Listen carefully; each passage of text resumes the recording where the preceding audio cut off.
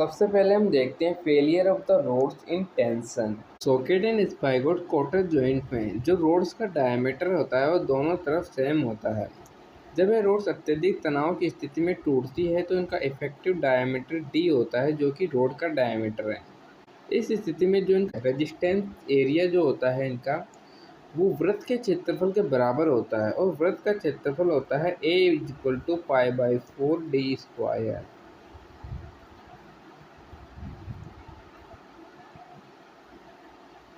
D यहाँ पर इन roads का डायमीटर है। जब रोड टेंशन में फेलियर होती है तो इनका प्रभावी एरिया रेजिस्टेंस क्षेत्रफल कुछ इस प्रकार से ये वाला होता है। इसका फॉर्मूला होता है a = π/4d², क्योंकि d यहाँ पर इसका व्यास है, डायमीटर है। जैसा कि हम जानते हैं सिग्मा टी टेंसाइल स्ट्रेस का फॉर्मूला होता है फोर्स अपॉन एरिया या प्रेशर अपॉन एरिया। तो यहाँ पर P ऐसे कैसे लिखेंगे, एरिया का मान हमें पता है, यहाँ से हमने निकाला है π/4d²। तो टेंसाइल स्ट्रेस की स्थिति में जो रोड्स फेल होती है उसका टेंसाइल स्ट्रेस हमें पता चल गया है P/π/4d², और जो इसका रेजिस्टेंस एरिया है वो होता है π/4d²। Failure of the spigot weakest section in tension. Spigot का जो वीकेस्ट सेक्शन होता है वो ये वाला होता है। जब ये सेक्शन टूटता है तो इस स्थिति में जो इसका रेजिस्टेंस एरिया होता है उसे निकालने के लिए हम इसके वृत्ताकार एरिया में से इस क्वार्टर पिन के एरिया को हटाना होता है। तो यहाँ पर देखिए, जो हम रेजिस्टेंस एरिया निकालेंगे वो किस प्रकार से निकालेंगे।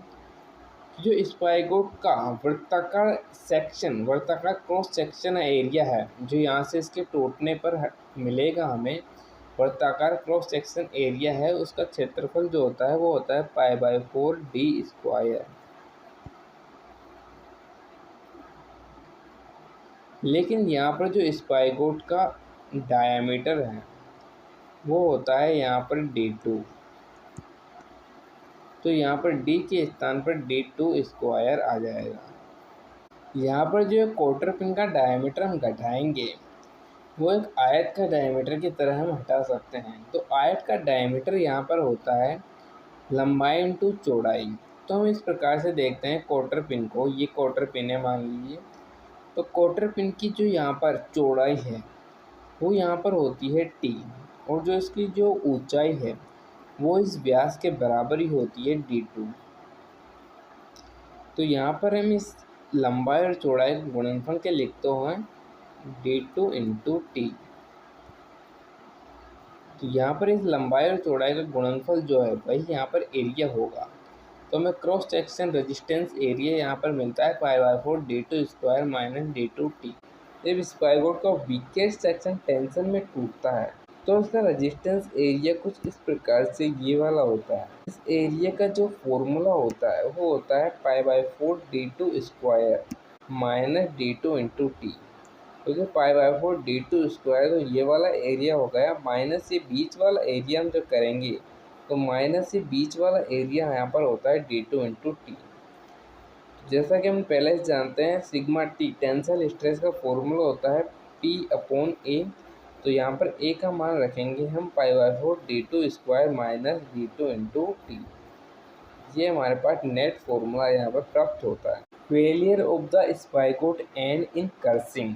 स्पाइगोट का एंड ये वाला हिस्सा होता है। जब ये हिस्सा कर्सिंग में टूटता है तो कुछ आयत का हिस्सा होता है जो रेजिस्टेंस एरिया होता है। यहाँ पर से क्वार्टर पिन निकलेंगे तो आयत का एक हिस्सा बनाएंगे, यहाँ से कर्सिंग करते हुए निकलेंगे कुछ इस प्रकार से। तो यहाँ पर जो इसका विड्थ है वो क्वार्टर पिन की विड्थ के बराबर आएगी, जो है t, और जो इसकी ऊंचाई है वो यहाँ पर स्पाइगोट के डायमीटर के बराबर आएगी, जो है d2। तो इसका एरिया हो जाएगा A = d2 × t।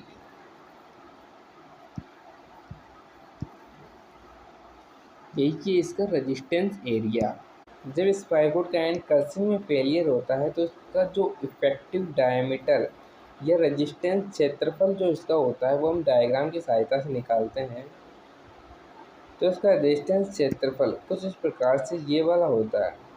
ये निकालने के लिए हमें इसका जो हाइट है ये एक आयत की तरह है। आयत का क्षेत्रफल होता है लंबाई इंटू चौड़ाई। तो इसकी चौड़ाई जो है वो यहाँ पर t है और इसकी जो हाइट है यहाँ पर d2 है। तो इसका गणितीय फॉर्मूला में कुछ इस प्रकार से मिलता है a = d2 × t।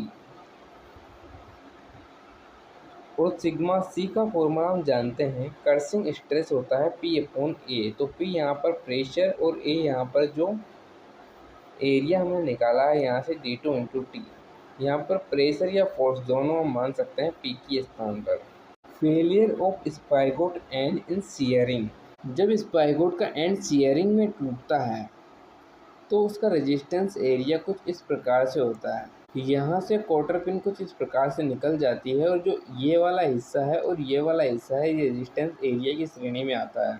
तो ये हिस्सा कुछ आयत के जैसा होता है क्योंकि क्वार्टर पिन भी यहाँ पर आयत होती है जो कि रेजिस्टेंस एरिया को उत्पन्न करती है। तो यहाँ पर इस एरिया की जो या चौड़ाई होगी वो इस स्पाइगोट एंड से लेकर क्वार्टर पिन तक की होगी जिसे हम कहते हैं A। और जो इसकी ऊंचाई है वो व्यास d2 के बराबर ही होगी जो कि है स्पाइगोट का व्यास d2। तो यहाँ पर इसकी चौड़ाई a और ऊंचाई d2 हो गई है। अब इसका जो क्षेत्रफल होगा रेजिस्टेंस एरिया होगा वो कुछ होगा d2 × a।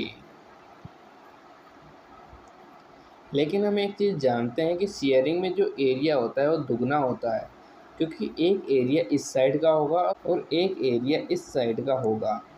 तो कुल मिलाकर जो एरिया होगा वो दुगना हो जाएगा। शियरिंग की स्थिति में हम कहीं पर भी जो एरिया लेते हैं वो दुगना लेते हैं। तो रेजिस्टेंस एरिया हमें मिल गया A = 2 × d2a। जब स्पाइगोट का एंड शियर में फेल होता है तब भी क्षेत्रफल सेम रहता है। डिफरेंट किया आता है कि यहाँ पर जो इसकी विड्थ है वो a हो जाती है। ये क्या है, यहाँ पर स्पाइगोट्स एंड से लेकर क्वार्टर पिन तक की जो दूरी है हम उसे ही कहते हैं a। और जो उसकी हाइट है वो सेम रहती है यहाँ पर d2।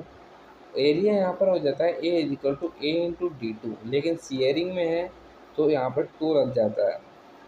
और शियरिंग स्ट्रेस का फॉर्मूला हम जानते हैं P/A, फोर्स अपॉन एरिया। तो एरिया यहाँ पर आ गया 2 × AD2। नेट फॉर्मूला हमारे पास आ गया शियरिंग स्ट्रेस = P/2 × AD2।